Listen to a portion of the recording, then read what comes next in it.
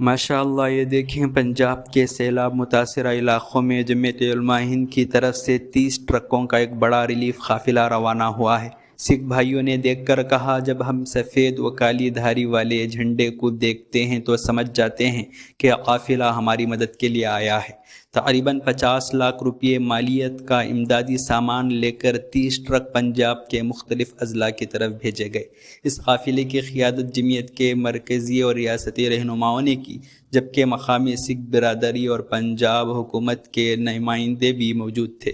صدر جمعیت علماء ہند مولانا سید محمود اسد مدنی صاحب دامت برکاتہم اپنے پیغام میں کہا، جمعیت علماء ہند کا مقصد تفریق نہیں بلکہ انسانیت کی خدمت ہے۔ یہ قافلہ صرف امداد ہی نہیں بلکہ بھائی چارے اور انسانیت کی خدمت کی علامت ہے۔ ناظرین، آپ اس کے متعلق کیا کہنا چاہتے ہیں؟ کمنٹس میں اپنی رائے پیش کریں۔ اگر آپ کو یہ ویڈیو اچھی لگے تو ویڈیو کو لائک کریں، چینل کو سبسکرائب کریں۔